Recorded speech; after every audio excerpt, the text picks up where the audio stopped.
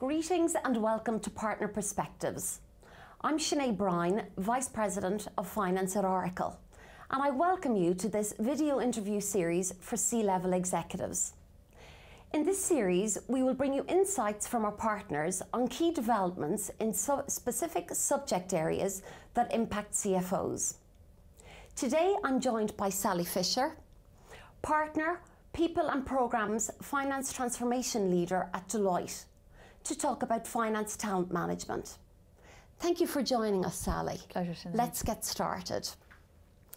How is the changing role of finance impacting how CFOs recruit, develop and retain finance talent? I think there are a number of dynamics in the changing role of finance that is putting particular pressure on the talent management for CFOs.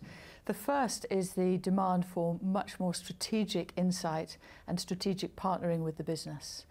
The second is the pressure around costs, so that has to be delivered in an efficient way.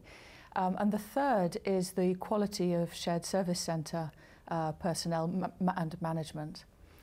So this is causing CFOs to need to look beyond their traditional sources to recruit talent, and also looking at their own succession planning. They're recognising it's too weak with those skills across the board. So we're seeing two main trends really. Individuals from a non-finance background, from a non-accounting background, are being recruited into roles both internally and externally. So those individuals with MBA academic backgrounds, and also individuals from key business leadership roles coming into finance. Historically, we'd seen more of a trend from individuals moving from finance into the business. So that's something of a reversal. The second trend that we're seeing, and it's only a very recent one, is a more serious investment in the behavioural competences, such as strong communication skills, analytical thinking, influencing skills, relationship management. And we're seeing more of a stronger investment in the development of those skills internally.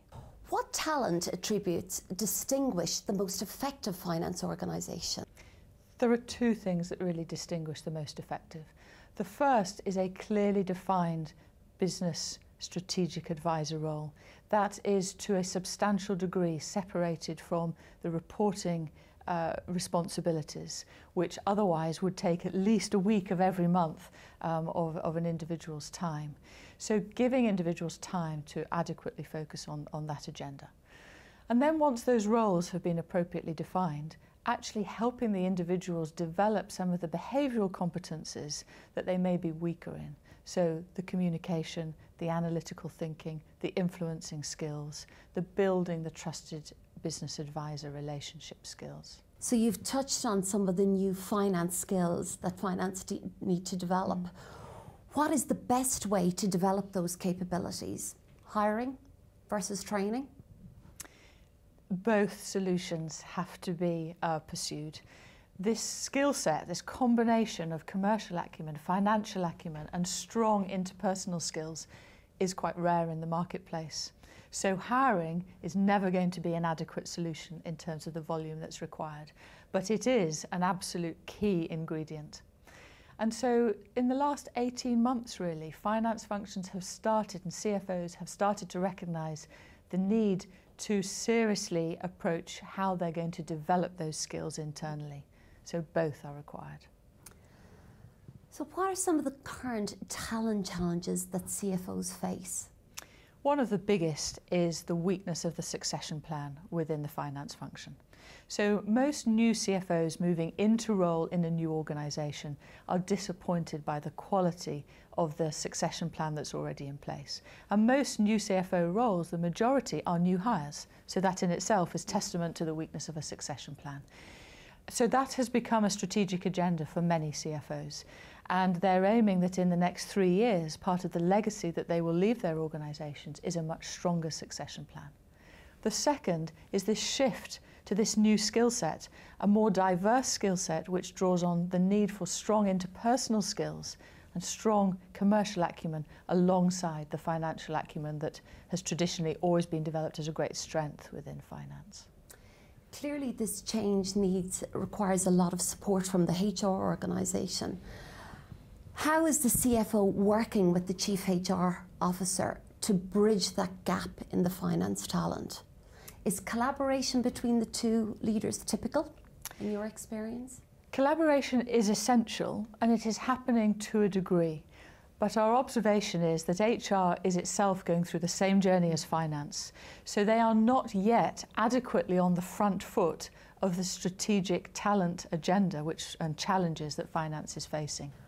What is the role of technology in building an integrated finance talent management strategy?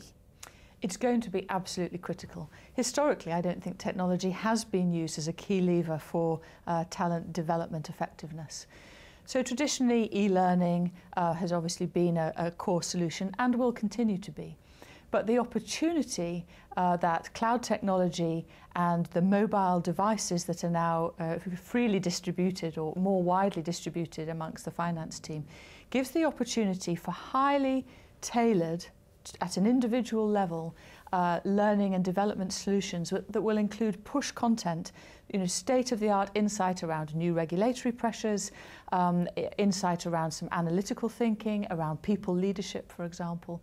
So the push applications to individuals that have been tailored to their specific needs given their role is a great opportunity. We haven't yet seen clients already taking advantage of that, but we're expecting to see that come on stream within the next 18 months.